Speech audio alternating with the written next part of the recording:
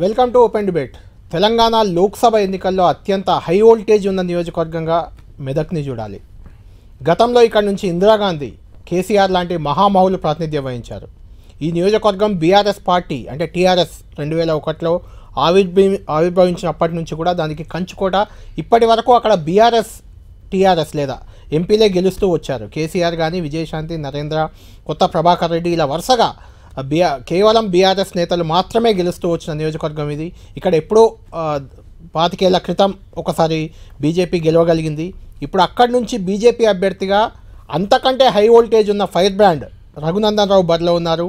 ఆయన గెలవడానికి చెమటోడుస్తున్నారు. ఆయన్ని ఓడించేందుకు అభ్యర్థి కన్నా ఎక్కువగా మాజీ మంత్రి హరీష్ రావు, వీళ్ళిద్దరి మధ్య మొదటి నుంచి కూడా కొంత గ్యాప్ ఉంది. ఆ గ్యాప్ ఇప్పుడు మెదక్ లోక్సభ ఎన్నికల్లో కూడా కనిపిస్తుంది. మనతో పాటు ఓపెన్ డిబేట్లో జాయిన్ అవుతున్నారు రఘునందన్ రావు గారు. అదేవిధంగా ప్రముఖ రాజకీయ విశ్లేషకులు ప్రొఫెసర్ నాగేశ్వర్ గారు కూడా రఘునందన్ గారిని ప్రశ్నించేందుకు మనతో సిద్ధంగా ఉన్నారు. మెదక్ నియోజకవర్గానికి చెందిన కొంతమంది పార్టీలకు అతీతంగా ప్రజలు కూడా కాసేపట్లో రఘునందన్ గారితో మాట్లాడతారు. ముందు రఘునందన్ రావు గారు, మీకు ఓపెన్ డిబేట్కి స్వాగతం. నమస్కారం కళ్యాణ్ గారు, నాగేశ్వర్ గారు నమస్కారం. హై వోల్టేజ్ నియోజకవర్గం మెదక్, ఇంతకుముందు నేను చెప్పినట్లు, ఎందుకంటే మాజీ ముఖ్యమంత్రి కేసీఆర్, మాజీ మంత్రి హరీష్ రావు ఇద్దరు ఉద్దండులు అక్కడి నుంచి ఎమ్మెల్యేలుగా ఉన్నారు ప్రస్తుతం. వాళ్ళ సొంత నియోజకవర్గం అది. అక్కడ రఘునందన్ రావు పెద్దగా బీజేపీ ఉనికి లేని నియోజకవర్గంగా మొత్తం 17 నియోజకవర్గాల్లో, ఈవెన్ హైదరాబాద్లో కూడా బీజేపీ కొంచెం గట్టి పోటీ ఇస్తుంటుంది అప్పుడప్పుడు.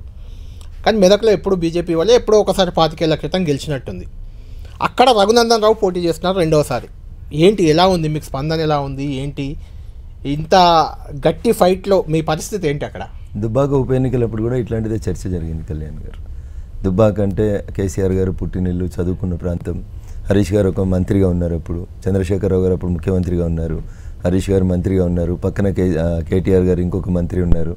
ఇంతమంది మధ్యలో దుబ్బాక ఉప ఎన్నికల్లో రఘునందన్ గెలవడం అనేది దాదాపు అసంభవం అనేది చాలామంది ప్రిడిక్ట్ చేసినారు. కానీ నేనేమంటాను కళ్యాణ్ గారు అంటే, ఒక ఎన్నికకి ఇంకొక ఎన్నికకి ఎలాంటి సారూప్యత ఉండదు, పొత్తుండదు, పొంతనుండదు. వాళ్ళు అధికారంలో ఉన్న రోజే అప్పటిదాకా ఓటేమంటూ ఎరగని బీఆర్ఎస్ పార్టీకి లేదా టీఆర్ఎస్ పార్టీకి దుబ్బాక ఉప ఎన్నిక ఒక గుణపాఠాన్ని చెప్పింది. దాని నుంచి వాళ్ళు రియలైజ్ అయ్యి నేర్చుకుని ఉంటే ఇలా వాళ్ళకి దుస్థితి ఉండేది కాదు. కానీ ఆ ఉప ఎన్నికల ఫలితాన్ని ఏదో గాలివాటంగా, రఘునందన్ ఏదో చాలాసార్లు ఓడిపోయింది కాబట్టి సింపతితోటి గెలిచిండని ఎకసక్కాలు చేసి నన్నేదో అవమానపరిచే రీతిలో ఇబ్బంది పెట్టే పరిస్థితి చేశారు తప్ప వాళ్ళు రియలైజ్ కాలేదు. ఇప్పుడైనా మీరు అన్నట్టు చంద్రశేఖరరావు గారు ఉండొచ్చు, హరీష్ రావు గారు ఉండొచ్చు, కానీ మెదక్ జిల్లా ప్రజలు బీఆర్ఎస్ క్యాండిడేట్ మీద 100% వ్యతిరేకతతో ఉన్నారు. మొదటిది, స్థానికత కోసం కొట్లాడినటువంటి టీఆర్ఎస్ పార్టీకి కేసీఆర్ సొంత జిల్లాలో స్థానికుడు ఎవరు అభ్యర్థిగా దొరకలేదనేది ప్రజల నుంచి వస్తున్న మొదటి ప్రశ్న.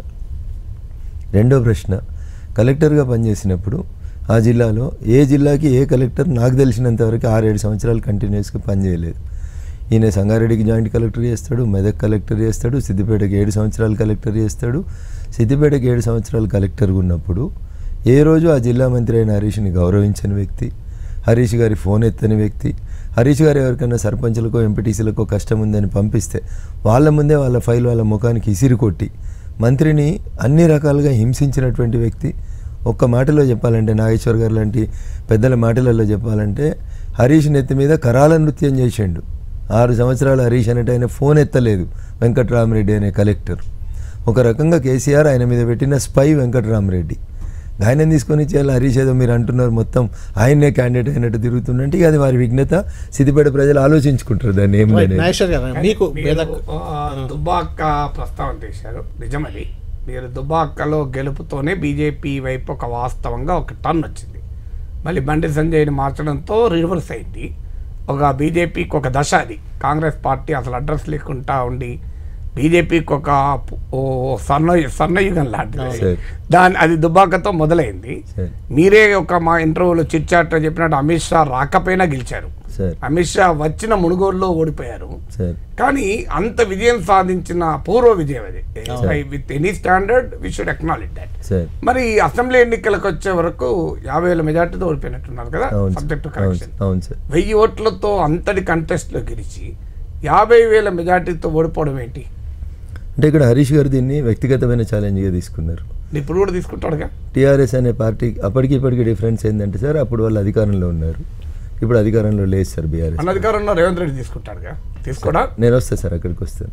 సో హరీష్ గారు 3 సంవత్సరాలు నేను అసెంబ్లీలో పనిచేసిన విధానం, వాళ్ళకి కంట్లో నలుసులాగా కాల్లో చెప్పులో రాయిలాగా అనుక్షణం నేను వాళ్ళని ఇబ్బంది పెడుతున్నటువంటి అంశాన్ని దృష్టిలో పెట్టుకొని, ఇది నేను చెప్తే రాజకీయంగా చెప్పినట్టు ఉంటుంది నాగేశ్వర్ సార్, కానీ అరెస్ట్ అయిన డీసీపీ రాధాకిషన్ రావు గారు చెప్పినారు. దుబ్బాక ఉప ఎన్నికలలో హైదరాబాద్లో రఘునందన్ బంధువుల ఇండ్ల మీద కూడా మేము దాడులు చేసినాం, చిట్ ఫండ్లు నడుపుకుంటున్న వాళ్ళ దగ్గరికి వెళ్ళి కూడా డబ్బులు ఎత్తుకుపోయినామని రాధాకిషన్ రావు గారు ఎండార్స్ చేశారు. ఏంటంటే ఈ ఇష్యూ మీద నిన్న కోర్టుకు కూడా వెళ్ళింది బీఆర్ఎస్. ఇవన్నీ తప్పుడు ప్రచారాలు బయట జరుగుతున్నాయి, ఫోన్ ట్యాపింగ్. అధికారికంగా ఇప్పటి వరకు ఏది బయటకు రాలేదు. కళ్యాణ్ గారు, నేను ఒక అడ్వకేట్గా చెప్తా ఉన్నా, రాధాకిషన్ రావు గారి రిమాండ్ కేసు డైరీ కావాలంటే మీకు ఇస్తాను.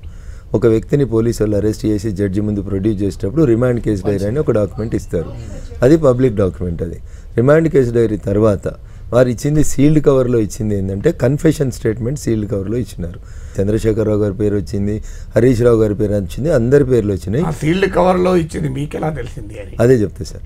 అడ్వకేట్లుగా నేను కవిత కేసు గురించి కూడా ఇట్లే కళ్యాణ్ గారు అడిగారు నాగేశ్వర్ గారు, కవిత అరెస్ట్ అవుతుందని మీరు ఎట్లా చెప్తారో అని అడిగితే నేను చెప్పాను, నేను అంతకంటే ముందు అరెస్ట్ అయిన వాళ్ళ రిమాండ్ కేసు డైరీలను చదివి అందులో వాళ్ళు కవిత పాత్ర ఏముందని చెప్తే it is common sense. Being an అడ్వకేట్గా who is practising on the criminal side we can come to the conclusion sir. డాట్స్ని కలుపుకుంటూ పోతే కన్క్లూజన్ ఏమొస్తుందో తెలుస్తుంది కదా సార్.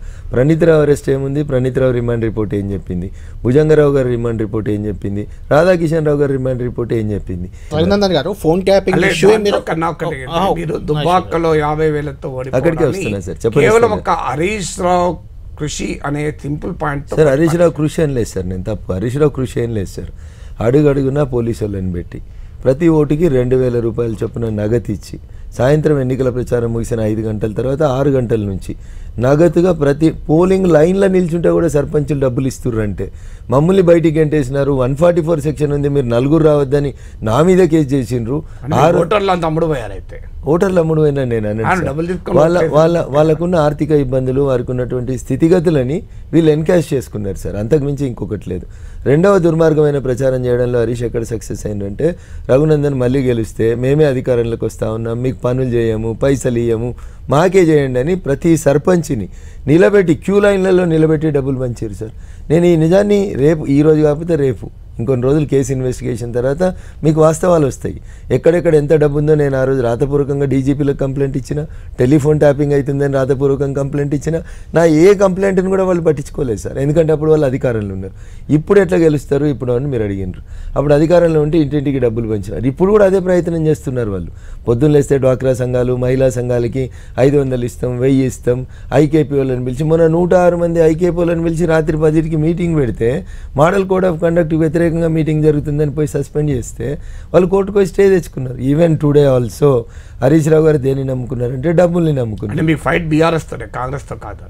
నా ఫైట్ అక్కడ మా జిల్లాకు వచ్చేసరికి ఈ రోజు దాకా బీఆర్ఎస్ తోటి కనబడుతుంది సార్. లాస్ట్ డేస్కి వచ్చేసరికి మెదక్ పార్లమెంట్లో BRS will be in the 3rd position. నా ఫైట్ కాంగ్రెస్కి నాకు మధ్యలోకే మారుతుంది, మీరు చూడండి. లాస్ట్ బీఆర్ఎస్ ఓటు నేను గమనించిన రాష్ట్రంలో చాలా నియోజకవర్గాలు, అట్లీస్ట్ బీజేపీ బలంగా ఉన్న నియోజకవర్గాల్లో బీఆర్ఎస్ ఓటే మీకు ట్రాన్స్ఫర్ అవుతుంది. బీఆర్ఎస్ ఓటు ఇక్కడ కూడా ట్రాన్స్ఫర్, అది మీకు ట్రాన్స్ఫర్ అవుతుంది. మెదక్లో కూడా ట్రాన్స్ఫర్ అవుతుంది. మెదక్లో కూడా మిమ్మల్ని ఇంతగా వ్యతిరేకించిన బీఆర్ఎస్ నాయకత్వం, బీఆర్ఎస్ ఓటర్లే మీకు ట్రాన్స్ఫర్ అవుతారంటారు. ఇక్కడ మీరు అర్థం చేసుకోవాల్సింది ఏంటంటే సార్, సిద్దిపేట, గజ్వేల్, దుబ్బాక 3 నియోజకవర్గాల్లో మాత్రమే బీఆర్ఎస్ స్ట్రాంగ్ ఉంది. అక్కడ బీఆర్ఎస్ వర్సెస్ బీజేపీ ఉంటుంది సార్. కానీ ఇటువైపు వచ్చేసరికి సంగారెడ్డి, పటాన్ చెరువు, మెదక్, నర్సాపూర్కి వచ్చేసరికి బీఆర్ఎస్ 3rd ప్లేస్లో ఉంటుంది Nageshwar sir. There the fight is between Congress and BJP. అంటే బీఆర్ఎస్ ఓటర్లు మీకు ట్రాన్స్ఫర్ అవుతుంటే రఘునందన్ రావు 2001లో జలదృశ్యానికి సున్నమేసినోడు సార్. రఘునందన్ రావు మెదక్ జిల్లా బీఆర్ఎస్ పార్టీ అధ్యక్షునిగా 12 ఏళ్ళు పనిచేసినోడు సార్. ప్రతి ఊర్లో జెండా గద్దె కట్టినోడు సార్. జై తెలంగాణ అన్నోడు రఘునందన్, నై తెలంగాణ అన్నోడు వెంకటరామరెడ్డి. ప్రజలు ఎడిదిక్కుంటారో మీరు ఒకసారి ఆలోచించారు సార్. మీరు నా దిక్కే ఉంటారు అనేది నాకున్న విశ్వాసం. నేను తిడుతుంది వాళ్ళని సిద్ధాంతపరంగా వ్యతిరేకిస్తున్నా. మెదక్ జిల్లాలో 14 సంవత్సరాలు చంద్రశేఖరరావు గారు ఉద్యమం చేసిన జిల్లాలో, 10 ఏళ్ళు ముఖ్యమంత్రి ఉన్న జిల్లాలో స్థానికునికి ఎందుకు ఇవ్వలేదు మీరు అంటున్నా. మిగతా స్థానికేతరునికి మీరు ఇచ్చడం వెనకాలనే డబ్బులు అనేటువంటి అంశం ప్రస్తావనకు. మీ విమర్శ మల్కాజ్గిరిలో ఈటలు కూడా వర్తిస్తుంది. Etela even though is not born in Malkajgiri sir, is brought up in Alwal. అక్కడే ఉంటారు కదా హైదరాబాద్ ఉన్న వాళ్ళు. సో మెజారిటీ మరి ఎట్లంటే అలాంటప్పుడు ఆయన కలెక్టర్ గా మొత్తం మీరే చెప్పారు మెదక్ జిల్లాలోనే పనిచేశారు. 30 మంది కలెక్టర్లు చేసారు సార్ మా జిల్లాలో. 30 మంది కలెక్టర్లలో వెంకటరామరెడ్డి గారు ఒక కలెక్టర్. కానీ ఆయన అత్యధిక కాలం మొత్తం అక్కడే చేశారు మీరే చెప్పారు. అత్యధిక కాలం చేసిన మాట వాస్తవం. అంటే మరి ఆయన స్థానిక ఇప్పుడు ఈటల రాజేందర్ నివాసం అంటే స్థానికుడైతే అక్కడే ఉద్యోగం చేసిన వాడు కూడా స్థానికుడు అవుతాడు, అన్న నివాసం ఉంటాడు కదా. మరి అట్లాంటప్పుడు ఇక తెలంగాణ ఉద్యోగం లేదు, 610 జీవో లేదు, 14F వ్యతిరేకంగా నిరాహార దీక్ష చేయాల్సింది కాదు, టీఆర్ఎస్ ఉనికే లేదు కదా సార్. అట్లా మీరు అంతటా స్థానికులను పెడుతుందా అభ్యర్థులుగా? సార్ ఒక భారతదేశ పౌరుడైన వ్యక్తి ఈ దేశంలో ఎక్కడైనా పోటీ చేసి నేను దాన్ని వ్యతిరేకిస్తలేను. అది మిగతా రాజకీయ పార్టీలతో వేరు, టీఆర్ఎస్ తోటి వేరు. టీఆర్ఎస్ ఉనికే స్థానికతతోటి ముడిపడినటువంటి అంశం, 14F తోటి ముడిపడినటువంటి అంశం, 610 జీవో తోటి ముడిపడినటువంటి అంశం కాబట్టి బీఆర్ఎస్ వాళ్ళని అడుగుతుంది. తెలంగాణ వచ్చే వరకు, తెలంగాణ వచ్చిన తర్వాత ఫక్త్ రాజకీయ పార్టీ ఇప్పుడు. సార్ నేనేమంటున్నా, కేసీఆర్ సొంత జిల్లాలో కేసీఆర్ గారికి సొంత జిల్లా నుంచి క్యాండిడేట్ పెట్టుకోవడం వెనక కరీంనగర్ నుంచి ఎంపీ అయ్యాడు కదా, మెదక్ నుంచి కేసీఆర్ గారు వేరు సార్, కేసీఆర్ గారు వేరు, వెంకటరామరెడ్డి వేరు. వెంకటరామరెడ్డికి ఉన్న ఒకే ఒక అర్హత డబ్బులు సార్, అంతకుమించి ఆయనకున్న అర్హత ఏం చెప్పండి సార్. రైట్, రఘునందన్ గారు పదే డబ్బుల ప్రస్తావన వస్తుంది కాబట్టి మెదక్లో రఘునందన్ గారు కూడా చాలా పెద్ద ఎత్తున డబ్బులు పెట్టారు. అదొకటే కాదు, మునుగోడులో 100 కోట్లు ఖర్చు పెట్టిన గెలవలేదని మీరే అన్నారు. హైదరాబాద్ లో కూడా డబ్బుల వ్యవహారం వచ్చినప్పుడు మీరే ఇచ్చారు. నేను ఏమంటున్నా, డబ్బులు పెడుతుంది కాబట్టి వెంకటరామరెడ్డి ఏదో అవుతాడని నేను చెప్తలేను. మెదక్లో రఘునందన్ రావు గెలుస్తాడు. వెంకటరామరెడ్డి 100 కాదు 1000 కోట్లు పెట్టినా రఘునందన్ రావు గెలుస్తాడు. ఇంటికి 1000 కాదు సార్, ఇంటికి తులం బంగారం ఇచ్చినా నేనే గెలుస్తాను. నేను చెప్పినా కదా సార్, అదే కదా మునుగోడులో 100 కోట్లు నేను చెప్తాను. 100 కోట్లు ఉన్నాయని నల్గొండలో పోయినసారి బీఆర్ఎస్ వాళ్ళు బీఫామ్ ఒక ఆయనకి ఇచ్చి రియాల్టర్ కి 10 కోట్లు 20 కోట్లు పెడితే ఉత్తమ్ కుమార్ రెడ్డి గారు గెలిచిరు, 150 కోట్లు పెట్టిన నరసింహారెడ్డి గారు ఓడిపోయినారు. నేను అందుకనే చెప్తా ఉన్నా, ఒక ఎన్నికకి ఇంకొక ఎన్నికకి పొంతన సారూప్యత ఉండదు. మెదక్లో పోటీ చేస్తున్న 3 అభ్యర్థుల్ని కంపేర్ చేసి చూసినప్పుడు ప్రజలు, మేధావులు, విఘ్నులందరూ కూడా రఘునందన్ అయితేనే మా మెదక్ పార్లమెంట్కి న్యాయం జరుగుతుంది అనేటువంటి విశ్వాసం, నేను వాళ్ళని కలుస్తున్నప్పుడు ప్రచారం చేస్తున్నప్పుడు నాకు వాళ్ళ నుంచి వస్తున్న ఫీడ్బ్యాక్ ద్వారా నేను సంపూర్ణమైన విశ్వాసంతో ఉన్నా. వాళ్ళు ఇంటికి 1000 కాదు, ఓటుకు 10,000 ఇచ్చినా వెంకటరామరెడ్డికి మా మెదక్ జిల్లాలో ఓటమి తప్పదనేది నాకు ఈ రోజు ఉన్నటువంటి ప్రగాఢమైన విశ్వాసం. జూన్ 4 నాడు కూడా మళ్ళీ మనం కలుసుకుందాం. గెలిస్తే కేంద్ర మంత్రిగా చూడొచ్చు రఘునందన్ రావు అనే నేను అంటే నిన్న మాట మీరు బహుశా తమిళసై గారు అన్నటువంటి మాట చెప్తున్నట్టున్నారు. నిన్న ఇంటలెక్చువల్ మీట్కి మాజీ గవర్నర్ శ్రీమతి తమిళసై గారు మెదక్ వచ్చారు, నాగేశ్వర్ సార్. అక్కడ నేను ఆ డాష్లో నేను లేను, but today it is being reported in all news papers. వారు అన్నమాట మీరు అంటున్నట్టున్నారు సార్. ఫేట్ అనేది ఆల్రెడీ రిటర్న్ అని నేను నమ్ముతా సార్. నేను కర్మ సిద్ధాంతాన్ని నమ్ముతా. నాగేశ్వర్ సార్ నమ్మకపోవచ్చు కానీ నేను నమ్ముతా సార్. నేను ఏది ఇస్తే నాకు అదే బ్యాక్ వస్తుందని అనుకుందాం sir. What is wrong in it sir? కావాలని కోరుకుంటున్నారా? What is wrong in it అన్న? ముందు గెలవనియండి, ముందు ఎంపీ గెలవనియండి సార్. రఘునందన్ గారు ఎంపీలు కొరత ఎక్కువ ఉన్నది, కేంద్ర మంత్రుల కొరత లేదు. ఇప్పుడు కిషన్ రెడ్డి కేంద్ర మంత్రి, ధర్మపురి అరవింద్ కేంద్ర మంత్రి. నేను కేంద్ర మంత్రి అయితాను నేను చెప్పలేదు. మీరు అడిగితే నిన్న తమిళసై గారు అన్నటువంటి మాట, కేంద్ర మంత్రి. నేను పార్టీకి పనిచేస్తాను, కార్యకర్తగా పనిచేస్తాను. నా నోరు ఈ రాష్ట్రంలో భాజపాని అధికారంలోకి తీసుకొచ్చేందుకు ఉపయోగిస్తాను. అంటే కిషన్ రెడ్డి, బండి సంజయ్కి మాత్రం ఒక పెద్ద పోటీ రాబోతుంది. ఎందుకంటే తెలంగాణలో కేంద్ర మంత్రులు ఎంతమంది అవుతారు? ఒక్కరో ఇద్దరే కదా. ఏమో సార్, పార్టీ అవకాశం ఇస్తే 3-4 కూడా కావచ్చు. కేంద్ర మంత్రులుగా టార్గెట్ పెట్టుకొని నేనైతే అట్లా పెట్టుకొని చేస్తలేను కళ్యాణ్ గారు. నేను కార్యకర్తగానే ఉంటాను, కార్యకర్తగానే పనిచేస్తాను. తెలంగాణలో 100% గెలవడానికి ప్రయత్నం చేస్తా ఉన్నాను. 100% గెలుస్తాననేటువంటి విశ్వాసం ఉంది. పెద్దలు నాగేశ్వర్ గారు అంటే నేను అన్న నిన్న మాజీ గవర్నర్ తమిళసై గారు అన్న మాటల్ని మీరు ఉటంకిస్తున్నట్టున్నారు సార్.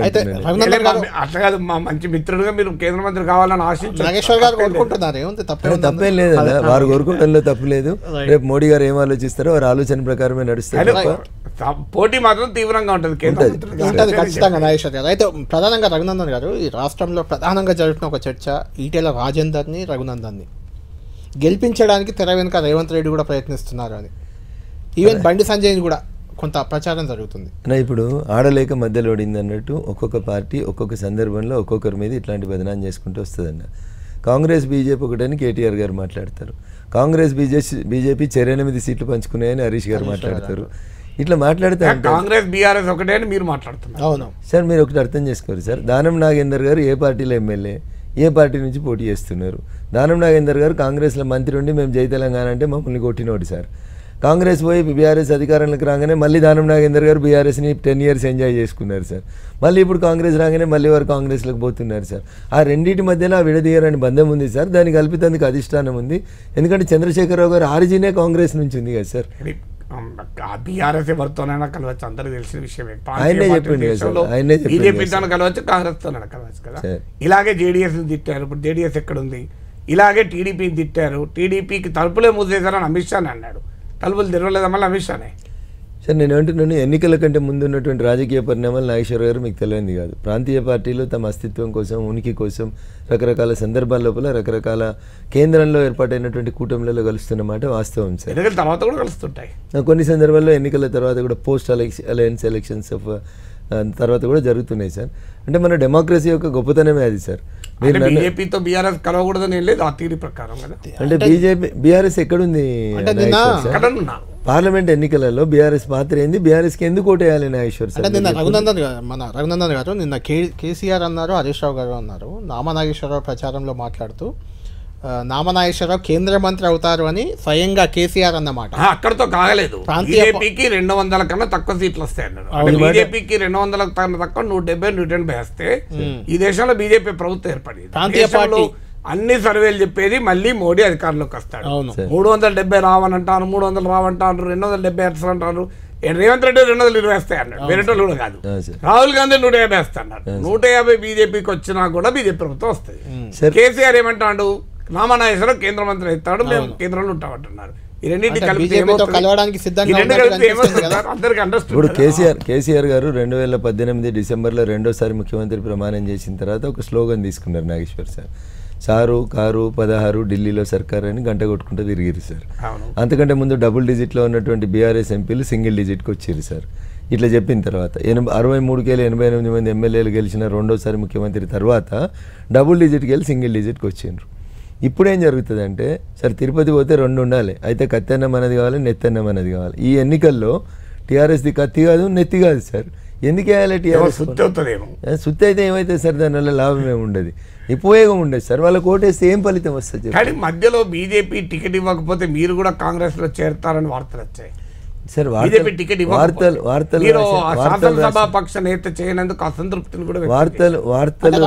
స్వేచ్ఛ మీడియాకు ఉంది సార్, దాన్ని అంటే రఘునందన్ అటువంటి ఒక బలమైన నాయకుడు అని తెలంగాణలో ఉన్నప్పుడు ఉన్న వ్యక్తి, ఒక నాయకుడు టికెట్ కోసం అంతా ఫైట్ చేయాల్సి ఎందుకు వచ్చింది? నేను ఎక్కడ ఫైట్ చేసిన? మీరు అనవసరంగా మాట్లాడతారు. ఎన్నికల రెండో లిస్ట్ లో వచ్చింది సార్ నాకు. చివరి నిమిషం కాదు కళ్యాణ్ గారు, రెండో లిస్ట్ లో వచ్చింది నాకు. మరి మా ఆల్ ఇండియా ఉపాధ్యక్షురాలు శ్రీమతి డికే అరుణ గారు కూడా సెకండ్ లిస్ట్ లో. పోటీ ఉన్నారు కాబట్టి ఇక్కడ కూడా పోటీ ఉన్నారు. 10 మంది దరఖాస్తు పెట్టుకున్నారు. అట్లా when it is going to A winnowing seat చాలా మంది అడుగుతారు అన్న. దాంట్లో అంగీకరించకపోయినా తటపటాయింపు జరిగింది. మీరు పార్టీ మారుతారన్న భయం కూడా పార్టీకి ఉంది సార్. అట్లాంటిది మిమ్మల్ని మీరు you have right to disagree. ఎందుకంటే కానీ బట్ ఓకే, అదేమి రాజకీయాల్లో ఇప్పుడు అన్ని మీ పార్టీలో ఇప్పుడు 17 మంది అభ్యర్థుల్లో 15 మంది ఇతర పార్టీ నుంచి వచ్చిన వాళ్ళే కావచ్చు. అది దేశమంతా జరుగుతున్న ఫినామినా. అది మన ఒక్క రఘునందన్ తప్పు పట్టకూడదు. సో దేశమంతా జరుగుతున్న భారతదేశంలోనే 25% మంది బీజేపీ అభ్యర్థులు ఇతర పార్టీ నుంచి వచ్చిన వాళ్ళు. ఇతర పార్టీలో కూడా అలాగే ఉన్నారు. ఇప్పుడు కాంగ్రెస్ లో అధికారం వచ్చిన కాంగ్రెస్ లోనే సికింద్రాబాద్, మల్కాజ్గిరి, చేవెళ్ళ 3 స్థానాల్లో బయట నుంచి వచ్చిన వాళ్ళే కదా. అందువల్ల దానివల్ల చర్చ వల్ల ఉపయోగం లేదు. ఎందుకంటే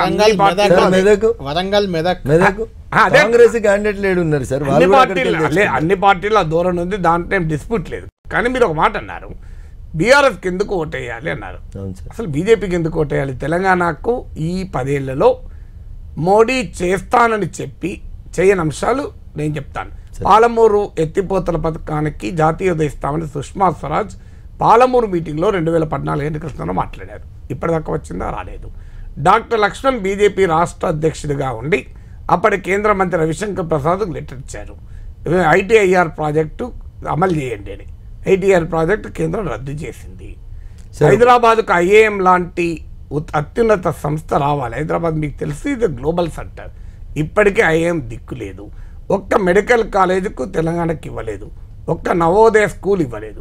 ఆఖరికి బండి సంజయ్ నియోజకవర్గంలో IIIT పెట్టమంటే కూడా ఇవ్వలేదు. ఇవన్నీ ఇలా కాజీపేట్ కోచ్ ఫ్యాక్టరీ గుజరాత్కి తీసుకెళ్లారు. హైదరాబాద్ రావాల్సిన ఆయుష్ సెంటర్ ఆ జామ్నగర్కి వెళ్ళిపోయింది. ఇలా బయ్యారం స్టీల్ ప్లాంట్ దిక్కు లేదు. So why should people vote for BJP అంటే ఏం చెప్తారు? Sir I will come to your question sir. Before that I will answer why the people will not vote for the BRS అనేది చెప్తాను sir. అది BRS పక్క పెట్టండి, BRS పోటీలో చెప్తాను సార్. ఒకటే లైన్ చెప్పి కన్క్లూడ్ చేస్తాను. బీఆర్ఎస్ గల్లీలో లేదు అంటే మీకు బీఆర్ఎస్ అక్కడ ప్రధాన పోటీ ఉన్నట్టు. బీఆర్ఎస్ ఢిల్లీలో లేదు కాబట్టి బీఆర్ఎస్ కోటేయాల్సిన అవసరం లేదు. మెదక్లో కూడా ఉండదు అంటారు. మెదక్లో లేదు, ఎక్కడ లేదు సార్, ఎక్కడ ఉండదు. సిద్దిపేటలో కూడా ఉండదు సార్. అది coming to the questions raised by you sir. Congress party 2014 Andhra Pradesh పునర్వ్యవస్థీకరణ చట్టం రాసింది. మీరు కూడా కొంతకాలం చట్టసభలలో పనిచేసి వచ్చినటువంటి పెద్దలు.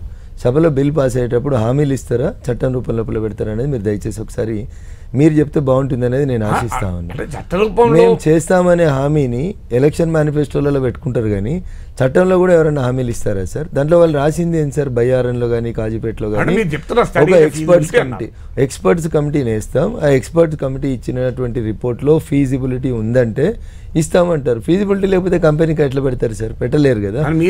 అది రాసింది మేం కాదు కదా సార్. అది రాసింది మేం కాదు కదా సార్. రాసింది మేం కాదు సార్. ఎన్నికల సందర్భంగా ఇచ్చే హామీల గురించి మీరు అడుగుతారు. నేను స్ట్రైట్గా పార్లమెంటులో ఆంధ్రప్రదేశ్ పునర్వ్యవస్థీకరణ చట్టంలో సార్ వాళ్ళు డాక్టర్ బిఆర్ అంబేద్కర్ ప్రాణహిత చేవేళ్ళకి జాతీయ హోదా ఇస్తున్నాం అని ఒక లైన్ రాయడంలో కాంగ్రెస్ ఎందుకు వైఫల్యం చెందింది? మేము అడిగినాం సార్. ఆ రోజు లోక్సభలో ఉన్నటువంటి పరిస్థితి మీకు తెలుసు. తలుపులు మూసి ఆ గందరగోళం, ఆ ఘర్షణ, ఆ వాతావరణంలో తెలంగాణ అనే రాష్ట్ర ఏర్పాటుకి భారతీయ జనతా పార్టీ బేషరతుగా కట్టుబడి ఉన్నది. దానికి మేము నిలబడి ఉన్నాం. మేము సపోర్ట్ ఇచ్చినాం కాబట్టి తెలంగాణ రాష్ట్రం అవన్నీ ఆ రోజు కేసీఆర్ గారు ఏం చెప్పారంటే ముందు తెలంగాణ వస్తే, తెలంగాణ పల్లెటూర్లలో ఒక నానుడు ఉంటుంది నాగేశ్వర్ సార్, ముందు కుందేలు పడనియండి, కుందేలు పడ్డాక కుప్పలు వేసుకుందాం. నాగేశ్వర్ గారు ఏం తినాలి, కళ్యాణ్ గారు ఏం తినాలి, రఘునందన్ ఏం తినాలి. మన ముగ్గురం ఇట్లా కొట్లాడుతుంటే కుందేలు మన ముగ్గురు కంటే హుషారు ఉంటుంది సార్. అది ఏది ఎవడు తినాలని కొట్లాడుతుంటే కుందేలు అడవిలోకి వారిపోతుంది. అందుకని లేట్ తెలంగాణ వచ్చినాక తెలంగాణకి ఏం అవసరం ఉంటుందో అది చేసుకుందామని అన్నారు. పంపించేశారు. అది సార్ కుందేలు అడవిలోకి పోయినా అంతకంటే ఎక్కువ ఇదే. మీరన్నా ఐటీఐఆర్ విషయానికి వస్తే ఐటీఐఆర్ అనే పదానికి మన్మోహన్ సింగ్ గారు ఏమేమి చేయాలని రాసిండ్రో అవన్నీ పూర్తయినాయి సార్. నేను ఈ విషయంలో మీకు ఒక నోట్ పంపిస్తాను. ఐటీఐఆర్లో ఏం చేయాలని కాంగ్రెస్ రాసింది అవన్నీ అయినాయా కాలేదని మీకు ఒకసారి పంపిస్తాను. నేను టెక్నికల్గా ఐటీఐఆర్ రద్దయి ఉంటుంది కానీ టెక్నికల్గా ఐటీఐఆర్ అనే పదాన్ని వాడినప్పుడు మన్మోహన్ సింగ్ గారి ప్రభుత్వం మీకు ఐటీఐఆర్ ఇస్తే హైదరాబాద్కి 1, 2, 3, 4 అని 4 అంశాలని వెరిఫై చేసి రాసిరు సార్. ఆ 4 అంశాలని నరేంద్ర మోడీ గారి ప్రభుత్వం పూర్తి చేసింది. But not in the name of ITIR. ఇప్పుడు మళ్ళీ కొత్తగా కాంగ్రెస్ ఏదో మేము ఐటీఐఆర్ అని మాట్లాడుతున్నారు. వాళ్ళకి అసలు దాని మీద అవగాహనే లేదు. మీరు ఒకసారి చూడండి ఐటీఐఆర్ అంటే మన్మోహన్ సింగ్ గారు ఏం చెప్పిండ్రు, దానివల్ల హైదరాబాద్కి ఏం వస్తుందని చెప్పిండ్రు. ఐటీఐఆర్ ప్రాజెక్ట్ వస్తే దాదాపు 2 లక్షల కోట్ల పెట్టుబడులు వస్తాయని రాసిరు సార్. వారు కోరుకున్నాయి 4 అంశాలు సార్. అందులో లింగంపల్లికి మెట్రో ట్రైను ఇట్లా 4 అంశాలు రాసిర్రు. ఉందానగర్ రైల్వే స్టేషను, ఇంకొకటి ఆదిపట్ల ఏరియాలో ఇంకొక డెవలప్మెంట్ యాక్టివిటీ. ఈ 4 ఏవైతే వారు ఐటీఐఆర్లో మన్మోహన్ సింగ్ గారు చెప్పిండ్రు నాగేశ్వర్ సార్, మీరు ఒకసారి పోయి గూగుల్లో అడుగుండ్రు. ఇప్పుడు గూగుల్ చెప్తుంది మీకు what ever that were promised under ITIR all those projects were completed by Bharatiya Janata Party but not in the name of ITIR. అని మీరు ఐటీఆర్ చాలా సింపుల్గా కొట్టేస్తున్నారు. నేను ఇంకొక క్వశ్చన్ అడగాలి. అయోధ్య రాముల వారి పట్ల దేశంలో ఉన్న కోట్లాది హిందువులకు ఎంత నమ్మకం ఉందో భద్రాచలం రాముల వారి పైన నమ్మకం. కానీ భద్రాచలం అభివృద్ధికి కేంద్రం ఎన్ని కోట్లు ఇచ్చింది, ఏమిచ్చింది? చివరకు భద్రాచలం రాముల వారి భూములను 5 గ్రామాలు తీసుకెళ్ళి ఆంధ్రాలో కలిపారు. తెలంగాణలో ఉండాల్సిన గ్రామాలు ఆఖరికి ఇవాళ రాముల వారి భూములు కూడా తీసుకెళ్ళి వేరే రాష్ట్రం కలిపారు. ఒక రైల్వే స్టేషన్ లేదు, ఆఖరికి హెరిటేజ్ సిటీ హోదా లేదండి. ఆశ్చర్యం వేస్తుంది. భద్రాచలం మించిన హెరిటేజ్ సిటీ ఇంకేమైనా ఉంటుందా? సాక్షాత్తు సీతారామలక్ష్మణులు నడయాన గడ్డ కదా. అంత పవిత్ర భూమికి ఎందుకు గుర్తింపు ఉండదు? అంటే ఉత్తర భారతదేశంలో ఉన్న రాముల వారికి దక్షిణ భారతదేశంలో రాముల వారికి కూడా తేడా ఉంటుంది గారు. మీరు గుణమే చేసుకొని చెప్పండి, అన్యాయం కదా? 100% భద్రాది రామాలయాన్ని డెవలప్ చేయాలనేటువంటి మీ ఆర్గ్యుమెంట్ ఒప్పుకోదగ్గటువంటి ఆర్గ్యుమెంటే. భద్రాది రాముని గుర్తింపు ఇవ్వరా? 100% ఇస్తాం. అయోధ్య రాముడే మీకు రాముడా? అయోధ్య రాముని ఇష్యూ 500 సంవత్సరాలుగా ఈ దేశంలో దేశ ప్రజల ముందు జరిగిన ఒక సమస్య. దానికి ఒక ముగింపుని ఈ దేశ సర్వోన్నత న్యాయస్థానం ఇచ్చింది. దానికి ఒక కన్క్లూజన్ వచ్చింది కాబట్టి అక్కడ గుడి వచ్చింది. అక్కడ కన్క్లూజన్ రానంతసేపు మనం చాలా మౌనంగా ఉన్నాం, ఓపికగా ఉన్నాం, అన్ని వ్యవస్థల్ని మేము గౌరవిస్తూ వచ్చినాం. వేసి వారు అడిగినట్టు హెరిటేజ్ సీట్ బరాబర్ తీసుకొస్తాం.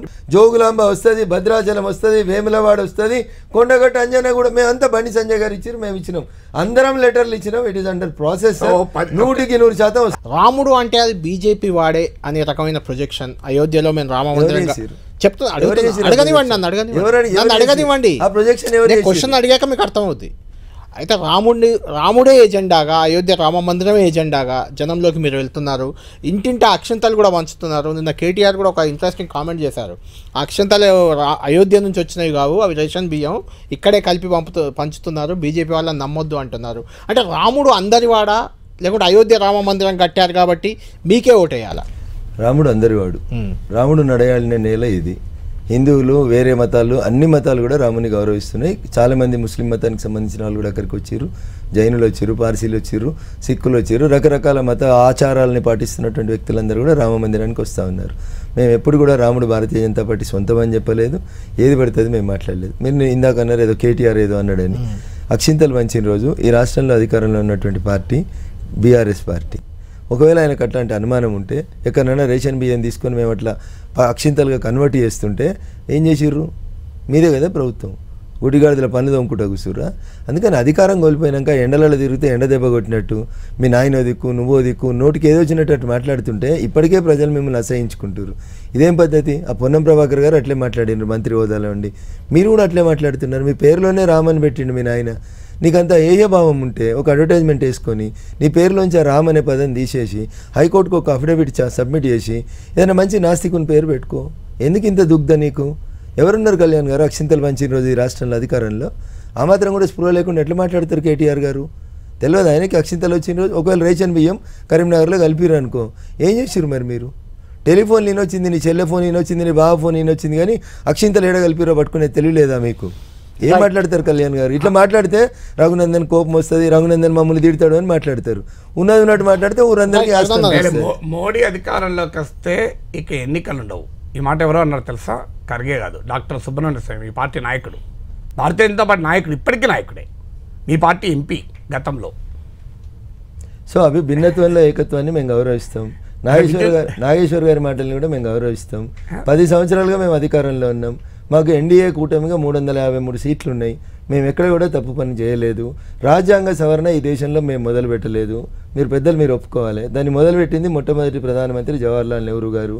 ఈ దేశ రాజ్యాంగాన్ని సార్ నాగేశ్వర్ సార్ 100 మంది ఎంపీలలో ఒక ఎంపీ ఒక అభిప్రాయాన్ని వ్యక్తం చేయడానికి మేము తప్పు పడుతుంది. ఎక్కడైతే చేస్తే ఉంటుంది సార్ చర్య. ఆయన ఇప్పుడు మా ఎంపీ కాదు సార్, నాయకుడు కదా, మా నాయకుడు సార్. నాయకులందరి మీద చర్య తీసుకుంటూ పోలేము సార్. మీరు నా మాట వింటలేరు దయచేసి. మళ్ళీ ఇష్యూని డైవర్ట్ చేస్తారు.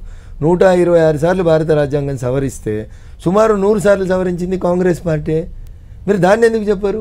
కాంగ్రెస్ కూడా 400 సీట్లు వచ్చినాయి. మీరు ఒక మాటను ఒప్పుకోండి. 400 సీట్లు వస్తే ఎన్నికలు ఉన్నాయి. 400 సీట్లు వచ్చిన రోజు కాంగ్రెస్ షాబానో కేసులో ముస్లిం మహిళకి జడ్జిమెంట్ ఇవ్వమని 18 సంవత్సరాలు ఒక ముస్లిం మహిళ కొట్లాడి తెచ్చుకున్న సుప్రీంకోర్టు జడ్జిమెంట్ని చించి అవతల వారేసి ఆర్డినెన్స్ తీసుకొచ్చిన రాజీవ్ గాంధీ. వీళ్ళేం మాట్లాడతారు సార్? వాళ్ళు రాజ్యాంగాన్ని అపహాస్యం చేసిందంతా కాంగ్రెస్. వాళ్ళు బిఆర్ అంబేద్కర్ని అవమానించిన వాళ్ళు. ఇయ్యలేదో ఈ రేవంత్ రెడ్డికి ఎవరో 4 రాసిస్తే రాజ్యాంగాన్ని మారుస్తారని చెప్తే ఆయన ఏదో పెద్ద లీడర్ అయిపోతామని చర్చ పెడతా ఉన్నాడు. ఆయనకు ఫస్ట్ అవగాహన ఉండాలి.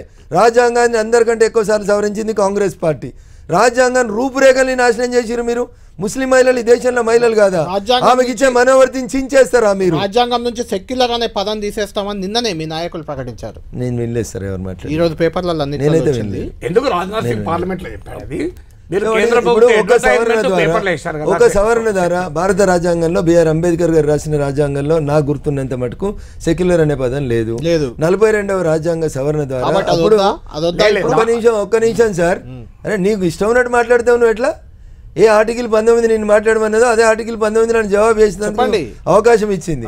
నువ్వు ఎందుకు తెచ్చిపెట్టినావు? 42వ సవరణ ఎందుకు చేసినావు? ఎవరు పెట్టమని అడిగిర్రు? నీ పార్టీ అధికారంలో ఉన్నప్పుడు నీకు నచ్చినట్టు నువ్వు చేసినావు. కానీ మేము మాకు నచ్చినట్టు చేస్తలేం. ప్రజలకు ఏది అవసరమో అది చేస్తామని చెప్తా ఉన్నాం. ఒక దేశంలో ప్రపంచంలో ఎక్కడైనా చెప్పావు, ఒక దేశంలో ఉన్న ప్రజలందరూ ఒకటే రాజ్యాంగాన్ని గౌరవించాలి, ఒకటే చట్టాన్ని ఒబే చేసుకోవాలి. నేను హిందువును కాబట్టి నాకోలా, నువ్వు ముస్లిం కాబట్టి నీకోలా, ఇది చెల్లదు అని చెప్తున్నాం. మేము పుట్టినాడు మా పార్టీ పుట్టినాటి నుంచి ఆ మాట చెప్పినాం, రేపు కూడా చెప్తాం. మీకు ఇష్టమున్నా కష్టమున్నా ఖచ్చితంగా చేస్తాం. మీ నియోజకవర్గం నుంచి కొంతమంది మిమ్మల్ని ప్రశ్నించేందుకు మనకు లైవ్లో అందుబాటులో ఉన్నారు. సంగారెడ్డి నుంచి దాదాపు కొంతమంది మిమ్మల్ని క్వశ్చన్ చేయడానికి అక్కడ మీరు ఏం చేశారు, ఏం చేస్తారు, ఏంటి అడిగేందుకు సంగారెడ్డి నుంచి మనకు కొంతమంది పొలిటికల్ నాన్ పొలిటికల్ వాళ్ళంతా ఉన్నారు, మీతో మాట్లాడతారు. సంగారెడ్డి నుంచి కొంతమంది నాయకులు, ప్రజలు, ఓటర్లంతా కూడా అక్కడ ఉన్నారు. వాళ్ళంతా రఘునందన్తో మాట్లాడతారు. ఓపెన్ డిబేట్లో రఘునందన్ గారు మీతో మాట్లాడడానికి మీ పార్లమెంట్ సెగ్మెంట్ నుంచి సంగారెడ్డి ప్రాంతం నుంచి కొంతమంది మనకు అందుబాటులో ఉన్నారు. పివి రావు గారు అక్కడ ఉన్న వాళ్ళతో రఘునందన్ గారిని వాళ్ళు ఏం అడగాలనుకుంటున్నారు నేరుగా అడిగించండి, ఆ క్వశ్చన్ ఏదైనా సమాధానం ఇస్తారు. కళ్యాణ్ గారు, ఇక్కడ మనం చూస్తున్నాం వైద్యులు, అదేవిధంగా విద్యావేత్తలు, ప్రముఖులు, పట్టణానికి సంబంధించిన ప్రముఖులు అందరూ ఉన్నారు. వారు రఘునందన్ రావు గారికి కొన్ని క్వశ్చన్స్ అడగాలనుకున్నారు. డాక్టర్ చక్రపాణి గారు ఉన్నారు, వారిని అడిగి తెలుసుకుందాం. చెప్పండి సార్, మీరు ఏమేమి ప్రశ్నించాలనుకున్నారు రఘునందన్ రావు గారిని? నమస్కారం రఘునందన్ రావు గారు.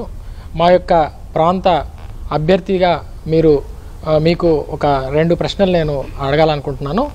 ఒకటి, నేను ఐఎంఏ జనరల్ సెక్రటరీగా సంగారెడ్డి మంజీరా బ్రాంచ్లో ఉన్నాను.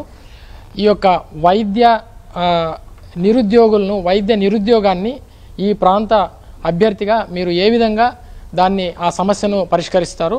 ఇప్పుడున్నటువంటి లెక్కల ప్రకారము గవర్నమెంట్ జాబ్స్ వేసినప్పుడు డాక్టర్లు ఎవరు కూడా అప్లై చేయట్లేదు, డాక్టర్లు ఎవరు చేరట్లేదు అనేటటువంటిది ప్రభుత్వం చెప్తున్నటువంటి సమాధానం. కానీ మీరు ఒక్కసారి అప్లికేషన్లు చూస్తే ఎంతోమంది వైద్య నిరుద్యోగులు డాక్టర్ పోస్టుకి అప్లికేషన్లు వేస్తున్నారు. కొంతమంది చేరడం లేదు. ఎందుకు చేరడం లేదు అనేటువంటి కారణాలను మీరు ఏమైనా అన్వేషించారా? లేదంటే వాళ్ళు చేరడానికి మరియు ప్రాథమిక వైద్య వ్యవస్థను ప్రోత్సహించే విధంగా ప్లస్ వైద్యులు గ్రామీణ ప్రాంతాల్లో వెళ్ళడానికి ప్రోత్సాహకరంగా మీరు ఏ విధమైన చర్యలు తీసుకుంటున్నారు? ఇదొకటి. ఇంకొక ప్రశ్న, చిన్నారుల్లో అనేకమైనటువంటి రుగ్మతలకు కారణమైనటువంటి కాలుష్య కారకాలను మీరు ఏ విధంగా ఈ యొక్క ప్రాంతంలో ఎక్కువగా పరిశ్రమలు ఉంటాయి కాబట్టి మీరు ఏ విధంగా చర్యలు తీసుకొని ఆ కాలుష్య కారకాలను మీరు తగ్గించేటటువంటి ప్రయత్నం చేస్తారనేది ముఖ్యంగా మా యొక్క ప్రశ్న. మరొకరు ఉన్నారు ఇక్కడ, పూసల లింగా గౌడ్ గారు ఉన్నారు, వారు ఒక క్వశ్చన్ అడుగుతారు. చెప్పండి సార్. రఘునందన్ డైరెక్ట్ ఒక క్వశ్చన్ అడగండి మీరు. సార్ నమస్కారం అండి. ఇప్పుడు సంగారెడ్డిలో ఐఐటి ఉందన్న విషయం మీకు తెలుసు. రఘునందన్ గారికి నమస్కారం. అయితే ఐఐటి ద్వారా సంగారెడ్డి ఉమ్మడి మెదక్ జిల్లాకు ఒక జవెల్లాగా సంగారెడ్డికి వచ్చింది, చాలా సంతోషం. అయితే ఐఐటి చుట్టుపక్కల ఐఐఎం కానివ్వండి, లేక ఐఐఎస్ఈఆర్ కానివ్వండి, అంటే Indian institute of science education and research కానివ్వండి, లేకుంటే ఎంఎస్సి కంపెనీస్ కానివ్వండి, లేకుంటే శాటిలైట్ ఇన్స్టిట్యూషన్స్ ఏమన్నా మీరు ఐఐటి పక్కన, అంటే మాకు ఐఐటి ఉంది సంగారెడ్డి నుంచి సిద్దిపేట వరకు జవెల్లాగా ఇది ఉంది, ఇలాంటి దాంట్లో ఐఐటి ఉన్నా మాకు సరి అయిన దాన్ని మేము వినియోగించలేకపోతున్నాము. అది సరిగ్గా ఈ ప్రజలకు కూడా ఎక్కువగా బెనిఫిట్ లేకుండా పోతుంది. ఆ స్టార్టప్ కంపెనీస్ కానివ్వండి, ఇలాంటివి ఏమన్నా మీరు ఐఐటి చుట్టుపక్కల ఏమన్నా చేయించడానికి మీకు ఏమన్నా ప్లానింగ్ కానీ ఏమన్నా ఉందా అని మా ఎడ్యుకేషన్ విభాగం నుంచి మిమ్మల్ని అడుగుతున్నాను సార్. Thank you sir. రేపు ఎన్నికల్లో నరేంద్ర మోడీ గారు 3వసారి ప్రధానమంత్రి అయిన తర్వాత లింగగౌడ్ గారు మీరు అడిగే కంటే ముందు ఈ మాట ప్రొఫెసర్ నాగేశ్వర్ గారు కూడా అడిగినారు. ఎస్, డెఫినెట్గా ఒక ఐఐఎం లాంటి ఒక ప్రతిష్టాత్మకమైనటువంటి ఇన్స్టిట్యూట్ భాగ్యనగరానికి రావాలి, లేదా మెదక్ పార్లమెంట్ పరిధి లోపల అవకాశం ఉంది కాబట్టి, ఏరియా ఉంది కాబట్టి, హైదరాబాద్ను ఆనుకునే ఉన్నాం కాబట్టి 100% 3వసారి నరేంద్ర మోడీ గారు ప్రధానమంత్రి అయిన తర్వాత హైదరాబాద్ సరౌండింగ్స్లో ఏదో ఒక సరైనటువంటి సూటబుల్ ప్లేస్ని ఎంపిక చేసి ఐఐఎంని ఖచ్చితంగా ఇక్కడికి తీసుకొస్తాం. మీకు ఒక బ్యాక్గ్రౌండ్ చెప్పాలి గారు. ఇక్కడ నేను ఎమ్మెల్సీగా ఉన్నప్పుడు ఉమ్మడి రాష్ట్రంలోనే రాజశేఖర రెడ్డి ప్రభుత్వంలో ఉన్నప్పుడు ఒక ప్రయత్నం చేశాను. మీకు ప్రతాప్ అని ఐపీఎస్ అధికారి అప్పుడు సీఎంఓలు ఉండేవారు, ఇప్పుడు ఆంధ్రప్రదేశ్ మాదిరెడ్డి ప్రతాప్, ఆయన ప్రయత్నం కూడా చేశారు. ఆయన కూడా తెలుసు నేనప్పుడు అప్లికేషన్ ఇచ్చింది అదంతా. So we tried. I am almost హైదరాబాద్కి వచ్చేది. ఆ దశలో రాష్ట్ర విభజన ఇవన్నీ జరిగి మారిపోయింది మొత్తం.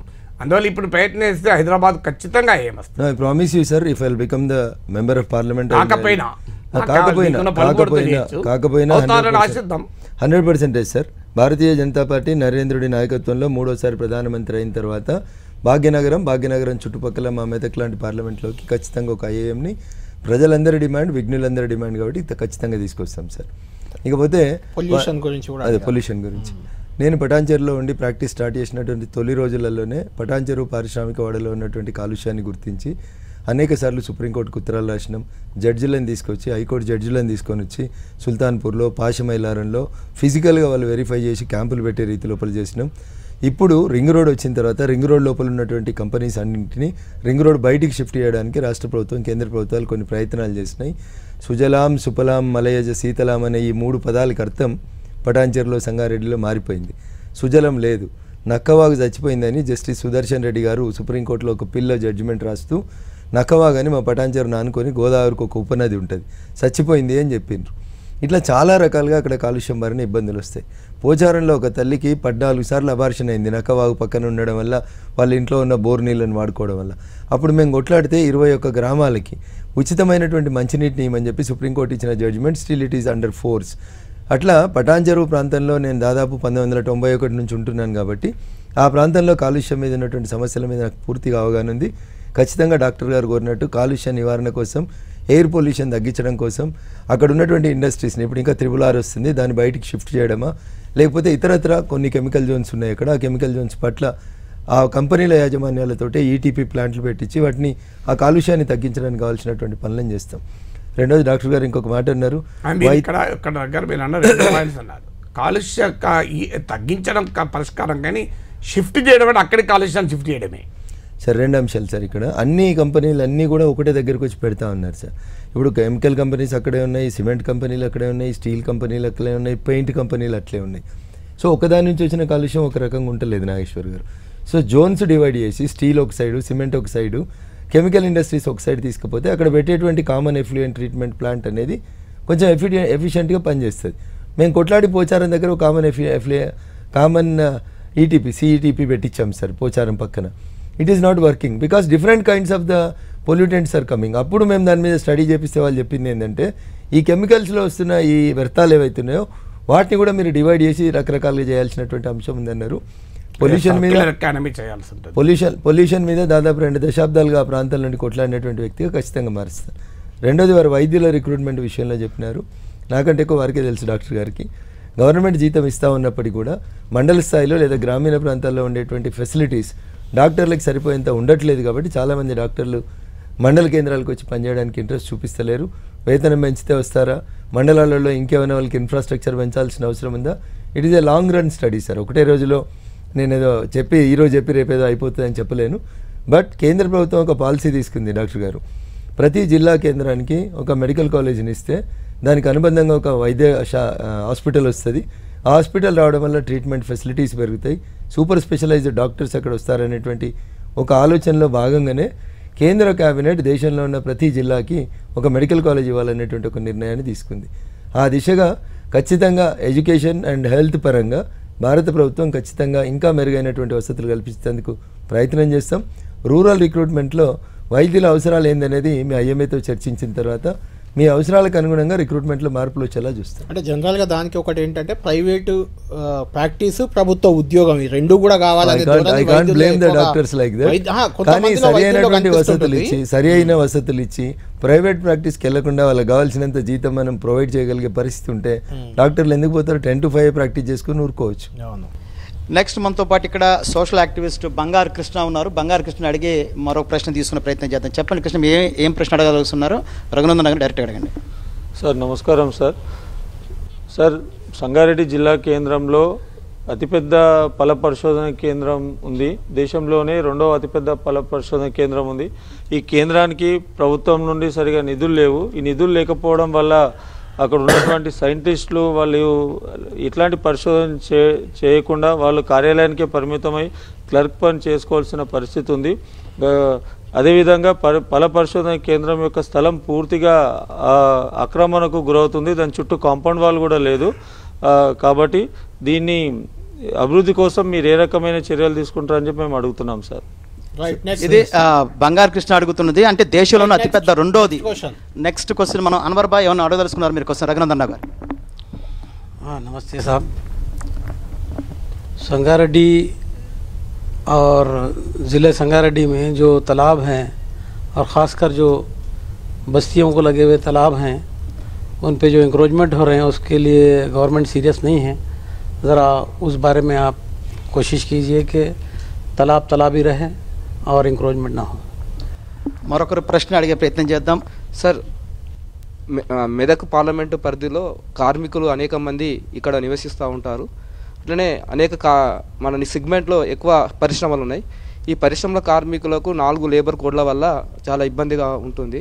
వీళ్ళ మినిమం వేజెస్ అనేది ఉండలేదు. ఈ మినిమం వేజెస్ అట్లనే వాళ్ళ భద్రత కోసం ఎలాంటి చర్యలు తీసుకుంటారు?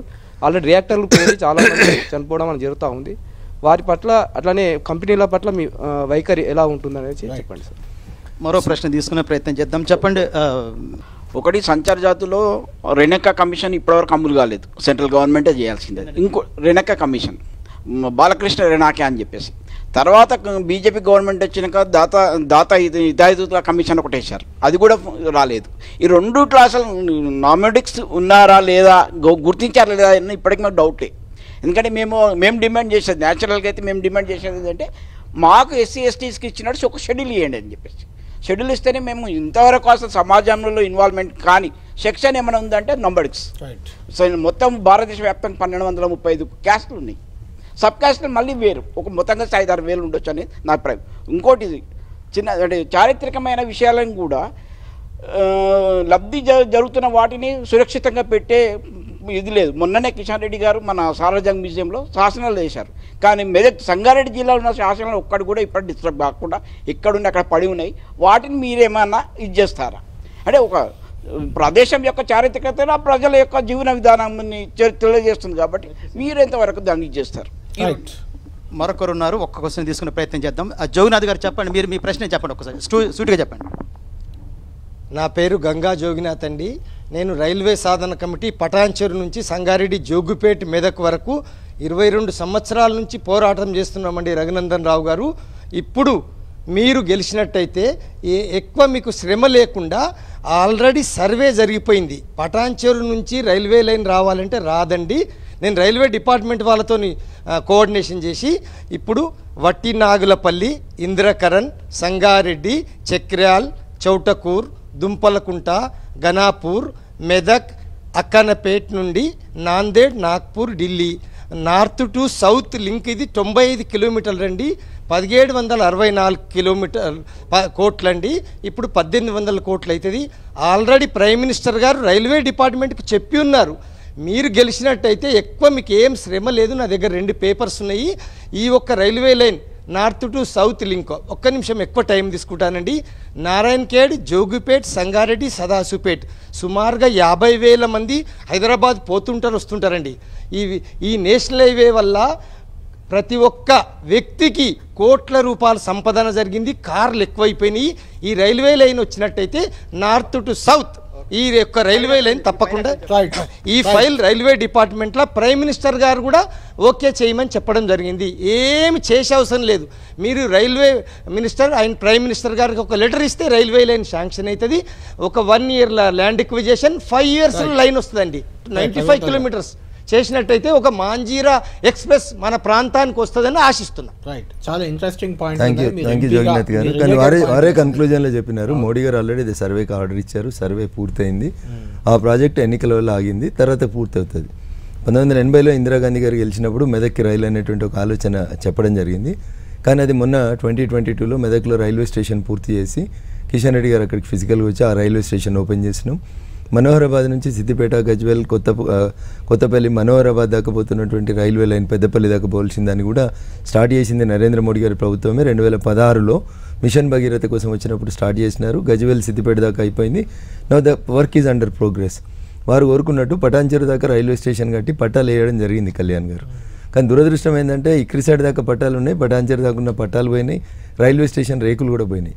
అయితే వారు అడిగిన నాగులపల్లి ఏదైతుందో చెర్లపల్లితో పాటు నాగులపల్లి టెర్మినల్ని కూడా భారత ప్రభుత్వం గుర్తించి హైదరాబాద్కి ఈస్ట్ ఒకటి, వెస్ట్ ఒకటి 2 టెర్మినల్స్ని పెద్ద ఎత్తున డెవలప్ చేయాలని చెప్పి అక్కడ ఒక 450 ఎకరాల భూమి అక్విజిషన్ కోసం అని చెప్పి నోటిఫికేషన్స్ ఇచ్చారు. దాంట్లో చిన్న చిన్న కోర్టు లిటిగేషన్స్, కోర్టు కేసుల వల్ల ఆగిపోయింది. మీరు చూడండి, ఇప్పుడు చెర్లపల్లి మొన్ననే ప్రారంభించారు. చెర్లపల్లి ఎంత గొప్ప టెర్మినల్ అయిందో రేపు నాగులపల్లి కూడా వెస్ట్ సైడ్, ఈస్ట్ చెర్లపల్లి అయితే వెస్ట్ సైడ్ నాగులపల్లి అవుతుంది. సుమారు 450 ఎకరాల స్థలంతో ఒక పెద్ద టెర్మినల్గా దాన్ని డెవలప్ చేస్తూ ఉన్నాం. వారు కోరినట్టు జోగినాథ్ గారు కోరినట్టు అక్కడ నుంచి ఆ railway line extension almost survey వరకు సో వారందరూ ఆశీస్సులతో ఎంపిక అవుతా అని అనుకుంటున్నాను. 100% అది పూర్తి అవుతుంది. ఇక వినోద్ గారు అడిగినటువంటి సంచార జాతుల కమిషన్కి సంబంధించిన రిపోర్ట్ భారత ప్రభుత్వం దగ్గర ఉంది అని వారు చెప్తా ఉన్నారు. It is peculiar issue sir. ఎందుకంటే వారే చెప్పారు 1235 కులాలు ఇప్పటిదాకా గుర్తించబడ్డాయి ఉన్నాయి, దాదాపు ఇంకా ఉప కులాలు ఇటాన్ని కలిపితే 5000 అవుతాయని. I'm not exactly aware of the issue which was raised by my friend Vinod. కాబట్టి ఖచ్చితంగా భారత ప్రభుత్వం పనిచేస్తుంది. ఎందుకంటే our concept is Antyodaya, poorest of the poor should be served first అనే దగ్గర నుంచే పోతాం. అన్వర్ భాయ్ మాట్లాడుతూ మా తలాబ్ని అభివృద్ధి చేస్తారా అన్నారు. అక్కడ ఉన్నటువంటి అప్పటి జగ్గారెడ్డి అనేటువంటి ఎమ్మెల్యే గారే దానికి ఏదో మినీ ట్యాంక్ బండ్ చేస్తాను డబ్బులు తెచ్చిరో ఏదో చేసినారో అదంతా గందరగోళమైంది. అది మినీ ట్యాంక్ బండ్ కాలేదు, కానీ అన్వర్ భాయ్ చెప్పినట్టు జాగల ఎంక్రోచ్మెంట్ అయితే ఆ ట్యాంక్ బండ్లో ఎక్కువ జరిగిపోతా ఉన్నాయి. Definitely wheel protect it even though it is a state subject and irrigation subject. తప్పకుండా ప్రయత్నం చేస్తాం. అక్కడ ఉన్నటువంటి మా నాయకులందరూ కానీ లేదా విఘ్నులు వాళ్ళంతా సమాజంలో వేరు రంగాల లోపల వారి వారి కృషి పాత్ర అనేది ఉంది. అందులో ఉన్నటువంటి చాలామంది నాకు వ్యక్తిగతంగా పరిచయం ఉన్న వాళ్ళే. కాబట్టి వాళ్ళు అడిగినటువంటి డిమాండ్లలో ఫల పరిశోధన కేంద్రం సార్, మేము హార్టికల్చర్ యూనివర్సిటీ ఇచ్చినాం, దాన్ని తీసుకొచ్చి సంగారెడ్డిలో పెట్టాల్సింది ఉండే, కానీ స్వార్థం కోసం కేసీఆర్ గారు కొంచెం వారు గజ్వేల్ కాన్స్టిట్యున్సీలో పెట్టుకున్నారు. ఈ ఫల పరిశోధన కేంద్రం పక్కన ప్లేస్ ఉంది, అక్కడ పెట్టుండి ఉంటే ఇవన్నీ కూడా ఒక ఇంటిగ్రేటెడ్ యూనిట్గా బాగా డెవలప్ కావడానికి సంగారెడ్డికి ఇప్పుడు సార్ నేను కాదంటలేను. కానీ నేనేమంటున్నాను, ఆల్రెడీ ఒక ఎగ్జిస్టింగ్ యూనిట్ ఉన్నప్పుడు ఆ యూనిట్ పక్కన ఇంకొక యూనిట్ వచ్చి యాడ్ అయితే అది విస్తరించబడుతుంది. అక్కడ ఉన్న సైంటిస్టులు క్లర్క్లు పనిచేస్తున్నారు అన్నారు. ఆ పని కాకుండా ఇంకొక పని చేయడానికి అవకాశం ఉంటుందని చెప్తున్నాను నేను. గజ్వేల్కి తీసుకుపోయారు, సంగారెడ్డికి లేదని మళ్ళీ మీరు మాకు కొట్లాడబెట్టేటువంటి పనులు అదే సంగారెడ్డి మాదే, గజ్వేల్ మాదే, దుబ్బాక మాదే, సిద్దిపేట కూడా మాదే. అదే చెప్తా ఉన్నాను నేను మీకు. గత పాలకులు చేసిన పొరపాటు ఏంటంటే కొన్ని ప్రాంతాలనే వాళ్ళు అనుకున్నారు, ముఖానికే రోజు పౌడర్ రాసిరు కానీ శరీరానికి సబ్బు రాసులు మర్చిపోయినారు. అది ఇబ్బంది అయింది. ఇప్పుడు సిద్దిపేటలో కోమటి చెరువును డెవలప్ చేశారు, అట్లే సంగారెడ్డిలో కూడా చేసి ఉంటే అన్వర్ భాయ్ అడగకపోతుంటుండే కదా. ఇట్లా రకరకాలైనటువంటి సమస్యలు ఉన్నాయి. వీటన్నింటి మీద ఈ జిల్లాలో 2001 నుంచి రకరకాల అది పార్టీ పరంగా ఉద్యమాలు కానివ్వండి, తెలంగాణ ఉద్యమం కానివ్వండి, సోషల్ ఉద్యమాలలో కానీ పాల్గొన్నటువంటి వ్యక్తిగా 100% మా పార్లమెంటరీ నియోజకవర్గం మీద పూర్తిగా అవగాహన ఉన్నటువంటి వ్యక్తిగా వారు తీసుకొచ్చినటువంటి సమస్యల్ని వారి ఆశీస్సులతోటే మెదక్ పార్లమెంట్ సభ్యునిగా పోయిన తర్వాత 100% ఈరోజు మన డిబేట్లో వచ్చినటువంటి అంశాలన్నింటినీ కూడా ఖచ్చితంగా ఇంప్లిమెంట్ చేయించడానికి ప్రయత్నం చేస్తాను. నా శాయశక్తిలో కృషి చేస్తాను. తెలంగాణ ఉద్యమకారులుగా మీరు తెలుగుదేశం పార్టీ విధానాలను తీవ్రంగా వ్యతిరేకించారు. నాతో కూర్చొని టీవీ ఛానల్లో చాలాసార్లు తెలంగాణలో తెలుగుదేశంతో ఆంధ్రప్రదేశ్లో తెగదెంపుల కన్నా ముందే తెగదెంపులు చేసుకున్నారు తెలంగాణలో. ఇప్పుడు ఆంధ్రప్రదేశ్లో టీడీపీ తలుపులు మూసేశారని చెప్పిన అమిత్ షా తలుపులు తెరిచాడు. మీరు ఆంధ్రప్రదేశ్లో తెలుగుదేశం పార్టీతో పొత్తులు స్వాగతిస్తారా? మా పార్టీ జాతీయ నాయకత్వం తీసుకున్న ప్రతి నిర్ణయాన్ని క్రమశిక్షణ కలిగినటువంటి కార్యకర్తగా వ్యక్తిగతంగా టీవీ ఛానల్ కాక మన ఇద్దరం కలిసినప్పుడు మాట్లాడుతాను నాగేశ్వర్ గారు. But when it comes to the public issue and public debate డెఫినెట్గా మా పార్టీ జాతీయ నాయకత్వం తీసుకున్నటువంటి ప్రతి నిర్ణయాన్ని క్రమశిక్షణ కలిగినటువంటి పార్టీ కార్యకర్తగా స్వాగతిస్తాను. తెలంగాణలో బీజేపీకి నష్టమా లాభమా తెలుగుదేశంతో? సార్, తెలుగుదేశం పార్టీ అనేది ఆంధ్రప్రదేశ్లో కలిసి పనిచేస్తూ ఉంది సార్. తెలంగాణలో దాని పాత్ర ఏముంది, ఎంతవరకు ఉంది అనేది మీకు తెలుసు. తెలుగుదేశంలో ఉండేటువంటి సింపథైజర్స్ అంతా దాదాపు ఏదో ఒక పొలిటికల్ పార్టీలోకి షిఫ్ట్ అయి ఉన్నారు. మిగిలిన కొంతమంది వ్యక్తులు మాతో పాటు కలిసి నడుస్తూ ఉన్నారని నేను అనుకుంటున్నాను. ఈవెన్ జనసేన కూడా అక్కడ టీడీపీ, జనసేన, బీజేపీ కలిసి ఉన్నాయి ఏపీలో, ఆంధ్రప్రదేశ్లో. తెలంగాణ పొత్తులు ఇక్కడ పొత్తులు ఉన్నాయా లేవా ఆ పార్టీలతో? అధికారికంగా అయితే ఇక్కడ పొత్తులు లేవు సార్. ఉంటే అసెంబ్లీ ఎన్నికలలో పొత్తు పెట్టుకున్నట్టు ఇప్పుడు కూడా పెట్టుకునే వాళ్ళం. సీట్ల పంపకం ఉండేది. అంటే వాళ్ళు ఆంధ్రప్రదేశ్కి లేకపోయినా పొత్తుండొచ్చు ఉంది. ఆ సీట్ల పంపకం లేకుండా ఇక్కడ పొత్తుంది సార్. వాళ్ళు మాతో పాటే కలిసి పొత్తు లేనట్టుంది. ఇక్కడ ఏం ప్రకటించలే కదా. ఇక్కడ మీరు సీట్ల షేరింగ్ లేనప్పుడు ప్రచారం ఉండదు నాగేశ్వర్ సార్, మీకు తెలుసు. అక్కడ వాళ్ళకి ఆంధ్రప్రదేశ్లో వాళ్ళ ఎన్నికలు పవన్ కళ్యాణ్ ఒక్క సీటు పోటీ చేయకపోయినా మీకు ప్రచారం చేశాడు 2014 ఆంధ్రప్రదేశ్లో. అలా ఎలా చెప్పగలరు? అప్పుడు జనసేన లేనట్టుంది సార్. 2014 కంటే ముందు జనసేన లేనట్టుంది, if I'm not wrong and subject to correction sir. వారు అప్పుడు సినీ నటుడుగా మాకు ప్రచారం చేసిన జనసేన పెట్టినట్టు లేదా 25 years పార్టీ అని జనసేన పవన్ కళ్యాణ్ గారు మొదటి నుంచి నరేంద్ర మోడీ గారి పట్ల, వారి పనితీరు పట్ల ఆకర్షితులై ఉన్నారు. ప్రత్యక్షంగా పరోక్షంగా భారతీయ జనతా పార్టీకి జనసేన మొదటి నుంచి పవన్ కళ్యాణ్ గారు మాతో పాటే ఉన్నారు. మధ్యలో ఎప్పుడైనా కొంత కమ్యూనికేషన్ గ్యాప్ ఉంటే ఉండొచ్చు, కానీ Janasena is travelling with us. ఇప్పుడు అధికారికంగా రాష్ట్రంలో పొత్తులు పెట్టుకున్నారు. మెదక్ ప్రచారానికి చంద్రబాబు నాయుడును పవన్ కళ్యాణ్ ఆహ్వానిస్తున్నారా? ఇప్పుడు వారికి అంత టైం షెడ్యూల్ ఉందని నేను అనుకోను సార్, ఉంటే తప్పకుండా అయితే వస్తాను. రఘునందన్ గారు ఇక్కడ ఒక చిన్న పాయింట్ ఏంటంటే మొన్నటి అసెంబ్లీ ఎన్నికల ముందు టీడీపీ కార్యాలయాలకు కాంగ్రెస్ నేతలు చాలామంది ఖమ్మంలో ప్రధానంగా తుమ్మల నాగేశ్వరరావు లాంటి వాళ్ళు అక్కడికి వెళ్ళి కూడా వాళ్ళ సహాయం తీసుకున్నారు, సహకారం తీసుకున్నారు. ఇక్కడ టీడీపీ మీ వైపు ఉంటుందా లేకుంటే కాంగ్రెస్ టీడీపీ సోషల్ మీడియా విభాగంలో రేవంత్ రెడ్డికి అనుకూలంగా చాలా ఉన్నాయి, క్యాంపెయినింగ్ నడుస్తుంది, అఫీషియల్ సోషల్ మీడియాలో చేశారు. అంటే టీడీపీ అక్కడ ఆ వైపు ఇక్కడ ఈ వైపు అట్లా ఏమన్నా ఉందా, మీకు ఏమనిపిస్తుంది? అప్పటికే తెలుగుదేశం పార్టీ కేంద్రంలో భారతీయ జనతా పార్టీ తోటి అలయన్స్ కానీ ఎన్డీఏలోకి భాగస్వామి కానీ రాలేదు కాబట్టి అప్పుడు వాళ్ళు ఏం చేసిండ్రనే దాని గురించి మేము పట్టించుకోవాల్సిన అవసరం లేదు. So today they are with us. ఇప్పుడు మాతో కలిసి నడుస్తున్నారు కాబట్టి మాతోటే ఉంటారు, మాకే సపోర్ట్గా ఉంటారు, మమ్మల్ని గెలిపించడానికి ప్రయత్నం చేస్తారనేది నా విశ్వాసం. రఘునందన్ గారు పెద్ద పొలిటికల్ స్టేట్మెంట్ ఇస్తున్నారు, టీడీపీతో తెలంగాణలో కూడా బీజేపీకి అవగాహన ఉంది అని. ఇప్పుడు తెలుగుదేశం పార్టీ అనేటువంటి పార్టీ ఆంధ్రప్రదేశ్లో మాతో పాటు కలిసి నడుస్తున్నప్పుడు ఇంకా తెలుగుదేశం ఎక్కడున్నా, తెలుగుదేశం కార్యకర్తలు ఎక్కడున్నా, సాక్షాత్తు వారి నాయకుడు చంద్రబాబు నాయుడు గారి మాతో కలిసి నడుస్తున్నప్పుడు కింద ఉన్నటువంటి క్యాడర్ ముందున్న ఆప్షన్ ఏముంటుంది? ఆటోమేటిక్గా అంతే ఉంటుంది. టీడీపీ విషయం ఎలా ఉన్నా కాంగ్రెస్ పార్టీతోనే మీకు అవగాహన ఉంది. 8 సీట్లలో బీజేపీకి కాంగ్రెస్ మద్దతు ఇస్తుంది, మరో 8 సీట్లలో కాంగ్రెస్కి బీజేపీ మద్దతు ఇస్తుంది అనేది బీఆర్ఎస్ చేస్తున్న వాదన. ఇది బీఆర్ఎస్ ఆడలేక మధ్యలో ఓడింది అన్నట్టు, ఎట్లాగో ఒక సీట్ వస్తలేదు కాబట్టి ఇప్పటి నుంచి ఒక కారణాలు వెతుక్కుంటూ ఎలివిలు క్రియేట్ చేసుకుంటూ చెప్పుకొని తనను తాను రక్షించుకోవడానికి చేస్తున్నటువంటి ప్రయత్నం. ఈ దేశంలో జాతీయ స్థాయిలో గల్లీ నుంచి ఢిల్లీ దాకా ఎక్కడన్నా పోటీ అంటూ జరిగితే కాంగ్రెస్ బీజేపీల మధ్యనే జరుగుతుంది, అండర్స్టాండింగ్ అంటూ ఎక్కడ జరగలేదు. కాబట్టి హరీష్ గారు ఎందుకు మాట్లాడుతున్నారంటే ఆయన ఎగ్జిస్టెన్స్ కోసం ఆయన మాట్లాడుతున్నాడు. రేపు వాళ్ళ పార్టీ ఒక్క సీటు కూడా గెలవలేదనుకో అప్పుడు చెప్పుకోవడానికి నేను చెప్పలేదా కాంగ్రెస్ 8 సీట్లు బీజేపీ 8 సీట్లు పంచుకున్నాయి, మా మిత్రపక్షం ఎంఐఎం పోయి కాంగ్రెస్ తోటి కలిసి వాళ్ళు ఒక సీటు తీసుకున్నారు, ఇలా మాకేం లేదు అని ముందు నుంచే వాళ్ళు కాడి కింద పెట్టేటువంటి ఒక ప్రయత్నం తప్ప ఇంకొకటి కాదు. అంటే ఈ ఎన్నికల్లో ప్రధానంగా బీజేపీపై వస్తున్న ఆరోపణ కానీ విమర్శ కానీ బీజేపీని టార్గెట్ చేయడానికి కాంగ్రెస్ పార్టీ వాడుతున్న అస్త్రం కానీ రిజర్వేషన్లను ఎత్తేస్తారు, అది దాని ప్రభావం ఉండబోతుందా ఈ ఎన్నికల్లో? ఇప్పుడు ఏమాత్రం అవగాహన లేని వ్యక్తులు మాట్లాడేటువంటి మాటల్ని మనం పెద్ద పట్టించుకోవాల్సిన అవసరం లేదు. ఆయనకు అనుకూలంగా కొన్ని మీడియాలు కొన్ని పేపర్లు రాస్తాయి కాబట్టి డబ్బులు ఇచ్చి రాయించుకుంటాం కాబట్టి దాన్నే దప్పుబట్టి చాటింపు చేయించుకుంటామంటే నేనేం చేయలేను. ఎస్సీ ఎస్టీల రిజర్వేషన్లను తొలగించడం భారత రాజ్యాంగంలో ప్రస్తుతం ఉన్న పరిస్థితులలో లేదా భవిష్యత్తులో ఏమన్నా సాధ్యమవుతుందా? కానటువంటి అంశం గురించి ఎందుకు మాట్లాడతాడు? జనాభా ప్రాతిపదికన ఆటోమేటిక్గా వాళ్ళు పెరిగితే వాళ్ళ సంఖ్యను పెంచమని, వాళ్ళకు ఉన్నటువంటి రిజర్వేషన్ పెంచమని చెప్పినారు. దాన్ని కూడా తెలియకుండా ఎస్సీ ఎస్టీల రిజర్వేషన్లు ఎత్తేస్తారు. 10 ఏళ్ళు మేము అధికారంలో ఉన్నాం కదా, ఎక్కడైనా ఎత్తేసినాం? మేము రిజర్వేషన్లు తీసేయలేదు, రిజర్వేషన్లు ఇచ్చినాం. అగ్రవర్ణాల పేదలను కూడా గుర్తించి రిజర్వేషన్లు ఇచ్చినాం. కానీ మేము మీలాగా బీసీ కోటా తగ్గించి ఈబీసీ అని ఇంకో కోటాను దాంట్లో యాడ్ చేసి బీసీఈ అని ఇంకో కోటాను యాడ్ చేసి ముస్లింలను తీసుకొచ్చి బీసీల పూట మేము కొట్టలేదు ఎక్కడ. ఆ తప్పు పని చేసింది మీరు. భారత రాజ్యాంగం మతపరమైనటువంటి రిజర్వేషన్లు చెల్లవు అని చెప్పింది, లేదా మతపరంగా రిజర్వేషన్లు ఇవ్వచ్చు అని ఎక్కడ మా రాజ్యాంగంలో రాసిలేదు. దాన్ని మేము తప్పు అంటున్నాం, తొలగిస్తామని చెప్పినాం, దాన్ని మేము వ్యతిరేకిస్తూనే ఉన్నాం డే 1 నుంచి. అదే ముసుగులో గుద్దులాట కాదు కదా. రఘునందన్ గారు అన్నది నిజం, బీజేపీ కాదు ఏ రాజకీయ పార్టీ రిజర్వేషన్లు అంత సులభంగా తొలగించదు. కానీ కాస్ట్ బేస్డ్ రిజర్వేషన్ వ్యతిరేకమని మీ నాయకులు ఇచ్చే స్టేట్మెంట్లు ఇలా మీరు గూగుల్లో కొట్టదు. ఇప్పుడు 3 రోజుల క్రితం మోహన్ భగవత్ గారు ఇట్లాంటి విమర్శలు వస్తున్నటువంటి నాయకుడు కాదు కదా, బీజేపీ నాయకులు రెండు రోజుల నుంచి లేదా 3 రోజుల నుంచి ఈ రాష్ట్రంలో కొంత మీడియాలో చేస్తున్నటువంటి చర్చ ఏంటంటే భారతీయ జనతా పార్టీ 400 సీట్లతోటి ఈ దేశంలో 3వసారి అధికారంలోకి వస్తుంది.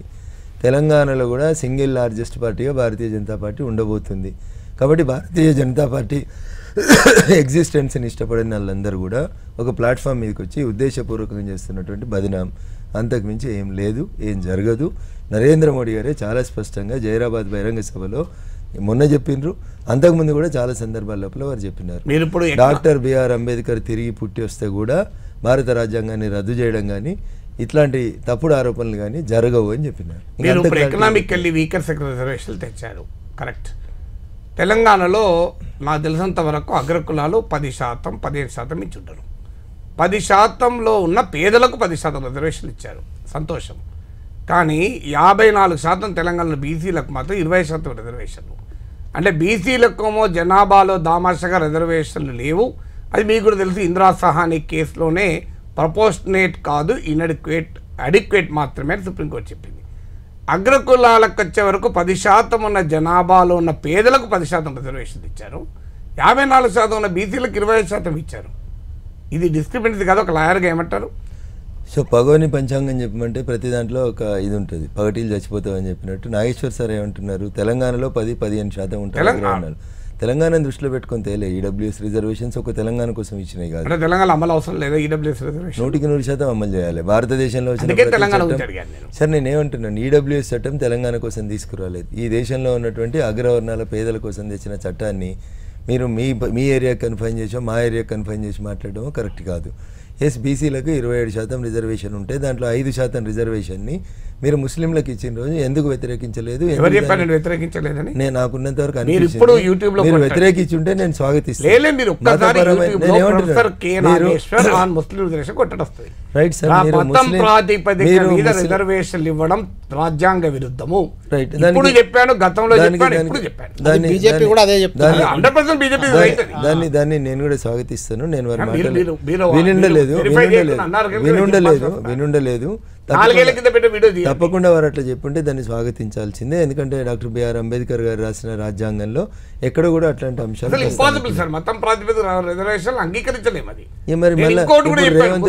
భారతదేశంలో అణచివేయబడ్డవారు కాదు అని కూడా చెప్పాడు.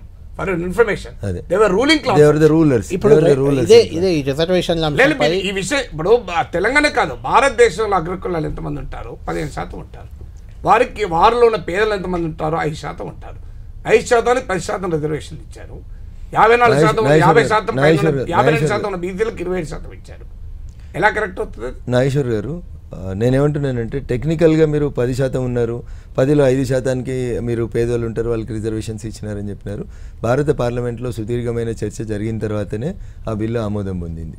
వాళ్ళ ముందు ఆ స్టాటిస్టిక్స్ లేకుండా అట్లా ఆమోదింపజేశారని నేను అనుకుంటున్నాను.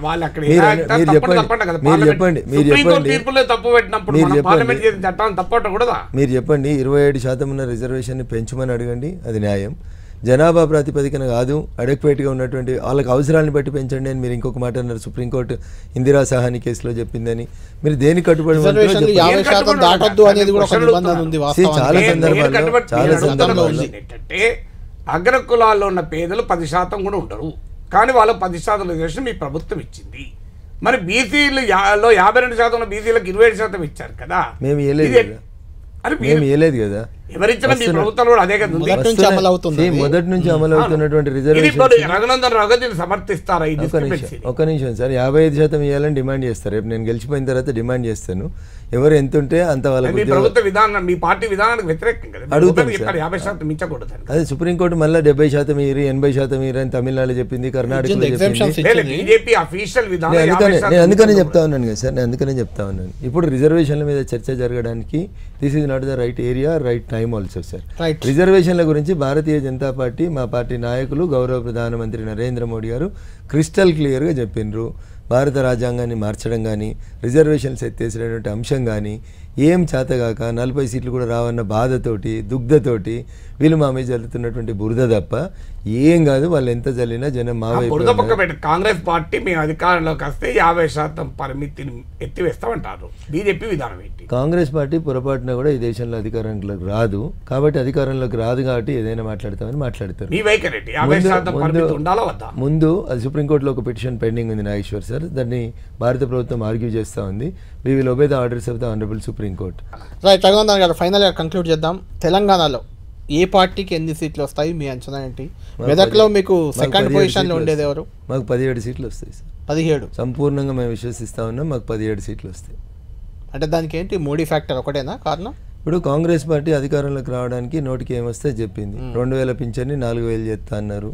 మా చెల్లెళ్ళందరూ మంచిగా ఉండాలంటే మహాలక్ష్మి పథకం కింద 2500 ఇస్తా అన్నాడు. వారికి 500 రూపాయలు బోనస్ ఇస్తా అని చెప్పిండు. అరే మీరు కేసీఆర్ నుంచుకుంటే 5000 వస్తాయి, కేసీఆర్ను పారదొలితే 15,000 వస్తాయి రైతు బంధు అన్నాడు. ఆ 5,000 వస్తలేవు, 15,000 వస్తలేవు. మీరు 1,00,000 రూపాయలు లోన్ కట్టినట్టున్నారు. మీరు మళ్ళీ పోయి ఇంకో 1,00,000 తెచ్చుకోర్రి, 2 లక్షలు చేసుకోర్రి లోన్లు. డిసెంబర్ 9వ తారీఖు నేను ముఖ్యమంత్రి అయితే 2 లక్షల లోన్లు వెంటనే మాఫీ అయితే అని చెప్పిండు. చెప్పి అప్పుడున్నటువంటి ప్రభుత్వాన్ని దించి ఈయన అధికారంలోకి వచ్చి దాదాపు 6 నెలలు అయింది. పింఛన్లు 4,000 ఇవ్వమంటే ఆడ వెనకాల నేను లంకె బిందెలు ఉన్నాయనుకుంటే ఖాళీ కుండలు కనబడుతున్నాయి, ఆడ ఏం లేవు అన్నాడు. మరి వాళ్ళకి 4,000 ఇచ్చేందుకు కష్టం ఉంది, కానీ ఈయన 4.5 లక్షల జీతం మాత్రం 1వ తారీఖు వరకే రీఎంబర్స్ చేసుకోవడానికి అయితే ఈయనకు అవకాశం వస్తూ ఉంది. ఇదొక న్యాయం అని ఊర్లలోకి పోయినప్పుడు ప్రజలు అడుగుతూ ఉన్నారు. కాంగ్రెస్కి అవకాశం ఇచ్చినాం, ఊర్లలో వడ్లు కొంటలేరు ఇవ్వాలన్నది. మీరు ఇప్పుడు రోడ్ల మీదకి మీ ఛానల్ని పంపుండ్రి, ఏ రోడ్డు మీదకి అన్నా పోండి, పల్లెటూర్లకు పోయి ఏ జిల్లా కేంద్రం నుంచి మండల కేంద్రం నుంచి ప్రతి రోడ్డు 50% వడ్లు అట్లే కనబడతా ఉన్నాయి రోడ్ల మీద. అంటే రోడ్డు మీద 50% వడ్లే పోసి పెట్టినారు. దానికి కూడా రోడ్డు ప్రమాదాలు అయితేనే ఇబ్బందులు వస్తూ ఉన్నాయి. వడ్లు కొంటలేరు, కరెంటు సరిగా వస్తలేదు, నీళ్లు లేవు, పెన్షన్ లేదు, రైతు బంధు లేదు, ఇవేవి చేయను రేవంత్ రెడ్డి. పోనీ రేపు కాంగ్రెస్ ఢిల్లీలో వస్తుందని అనుకుంటే వాళ్ళ దీదీయే చెప్పింది, ఇండియా అనేటువంటి ఆ కూటమి అలయన్స్లో ఉన్న దీదీ చెప్పింది వాళ్ళకి 40 రావని. ఎందుకు ఓటేస్తారు కళ్యాణ్ గారు కాంగ్రెస్కి? జనం ఎందుకు వేయాలి అని అడుగుతున్నాం మేము. వాళ్ళకి వచ్చేది నరేంద్ర మోడీ గారు. సో నేనేమంటాను సార్, యుద్ధం చేసినప్పుడు 17 వస్తాయి సార్, వస్తాయి, మాకే వస్తాయి, వేరే వాళ్ళకి ఎందుకు? అది ఏం జరుగుతుంది అనేది కాలం నిర్ణయిస్తుంది. కొన్ని సమస్యలకు సమాధానం కాలమే చెప్తుంది. ఢిల్లీ పోలీసులు ఇక్కడే హైదరాబాద్లోనే ఎక్కువ తిరుగుతున్నాడు అనట. అంటే ఆడ ఢిల్లీలో కేజ్రీవాల్ అరెస్ట్ చేశారు. కరెక్ట్ లోక్సభ ఎన్నికల ప్రచారానికి కూడా వెళ్ళనివ్వట్లేదు. సుప్రీంకోర్టు ఇప్పుడు 7వ తారీఖు బెయిల్ ఇచ్చినట్టు. కాబట్టి ఆ రకంగా రేవంత్ రెడ్డిని కూడా అరెస్ట్ చేయడానికే ఢిల్లీ పోలీసులు ఇక్కడికి వచ్చారని ప్రచారం జరుగుతుంది. ఇప్పుడు తప్పు చేసిన వాళ్ళు ఎవరైనా ఒకరోజు వెనక ఒకరోజు ముందు తప్పకుండా ఊచలు లెక్క పెట్టాల్సిందే. రేవంత్ రెడ్డి అరెస్ట్ కోరుతున్నారు మీరు. రేవంత్ రెడ్డి మీరు ఒక బాధ్యత గల రాజ్యాంగం కాదు బాధ్యత గల రాజ్యాంగం మీద ప్రమాణం చేసిన ఒక ముఖ్యమంత్రి హోదాలో ఉండి కేంద్ర హోంమంత్రి గారి వీడియోని మార్ఫింగ్ చేసి మీరు మీ ఆఫీస్లో పీసీసీ అధ్యక్షుని హోదాలో ఉన్న మీరు నాకు సంబంధం లేదు, మా ఆఫీస్ వాళ్ళు పెట్టిరు, ఆఫీస్ వాళ్ళు పట్టుకపోరని మీరేటే చెప్పారు. మీరు కూడా కంప్లైంట్ మీరు హైదరాబాద్ లో కంప్లైంట్ ఇయ్యారు సార్. జూబ్లీ మీరుండే నివాసం ఎక్కడ ఉంటే ఆ ఏరియాలో కంప్లైంట్ ఖచ్చితంగా కేసు రిజిస్టర్. ఖచ్చితంగా కాంగ్రెస్ పార్టీ అమిత్ షా వీడియోను ఫేక్ కాంగ్రెస్ పార్టీలో ఎవరో కార్యకర్త అమిత్ షా వీడియోను మార్ఫింగ్ చేశారు కనుక రేవంత్ రెడ్డి అరెస్ట్ చేయాలి. కార్యకర్త చేయలేదు సార్, కార్యకర్త చేయలేదు సార్. వాళ్ళ అఫీషియల్ వెబ్సైట్ చెప్పనియట్లేదు మీరు పిసిసి అధ్యక్షుని అఫీషియల్ వెబ్సైట్ లో పెట్టిండ్రు. టీడీపీ అఫీషియల్ ఫేస్బుక్ పేజ్ లో నా ఫోటో మార్ఫింగ్ చేసి పెట్టారు. టీడీపీ అధ్యక్షుడు ఎవరు? ఆంధ్రప్రదేశ్ టీడీపీ అధ్యక్షుడు ఎవరు? ఆయన అరెస్ట్ అయ్యారు. ఆంధ్రప్రదేశ్ అధ్యక్షుడు పెట్టిండా, తెలంగాణ అధ్యక్షుడు పెట్టిండా, జాతీయ అధ్యక్షుడు ఏమంటున్నాను? వాళ్ళు పెట్టింది ఆంధ్రప్రదేశ్ తెలుగుదేశం పేజీలో అయితే ఆంధ్రప్రదేశ్ తెలుగుదేశం శాఖ దానికి అడ్మినిస్ట్రేటర్స్ ఉంటారు. ఎవరు అడ్మిన్ దానికి ఏందనేది ఉంటుంది. ఇక్కడ మాత్రం రేవంత్ రెడ్డి అరెస్ట్ చేయాలి, అక్కడ మాత్రం అడ్మిన్ అరెస్ట్ చేయాలి. నేను ఏమంటున్నాను సార్, ఇక్కడైనా అరెస్ట్ చేయాల్సిందే, అక్కడైనా అరెస్ట్ చేయాల్సిందే. నేను రేవంత్ రెడ్డిని అరెస్ట్ చేయాలి, చంద్రబాబు నాయుడుని అరెస్ట్ చేయొద్దని నేను చెప్పట్లేదు. తప్పు చేస్తే నాగేశ్వర్ గారిని అరెస్ట్ చేయాల్సిందే. మీకున్న నాకు తెలియదు లా పరిజ్ఞానం. సార్ ఎవరు బాధ్యులు? ఒక పార్టీ అఫీషియల్ పేజ్ లో మార్ఫింగ్ చేసిన వీడియో గానా ఫోటో కన్నా పెడితే దానికి ఎవరు బాధ్యులు? పార్టీ అధ్యక్షుడు బాధ్యత వహించారు. అంటే మీ లెక్క ప్రకారం ఇక్కడ రేవంత్ రెడ్డి బాధ్యులు, అక్కడ నా ఫోటో మార్ఫింగ్ చేసి ఇప్పుడు డిలీట్ చేశారు. అది వేరే విషయం అనుకోండి. As of today deleted TDP official page నుంచి. చంద్రబాబు నాయుడు అరెస్ట్ చేయడం అని రఘునందన్ గారు legal opinion fine. So Chandrababu Naidu గారి పేజీలో తెలుగుదేశం పార్టీ అఫీషియల్ పేజీలో పెట్టి ఉంటే అది నాగేశ్వర్ గారు కేసు కంప్లైంట్ చేసి పోలీసులు చేసి ఉంటే ఖచ్చితంగా తప్పు చేసిన వాళ్ళు ఎవరైనా శిక్షించబడాల్సిందే. దాంట్లో డౌట్ ఏం లేదు. రైట్. థ్యాంక్ యూ రఘునందన్ గారు, థ్యాంక్ యూ నాగేశ్వర్ గారు. Thank you sir.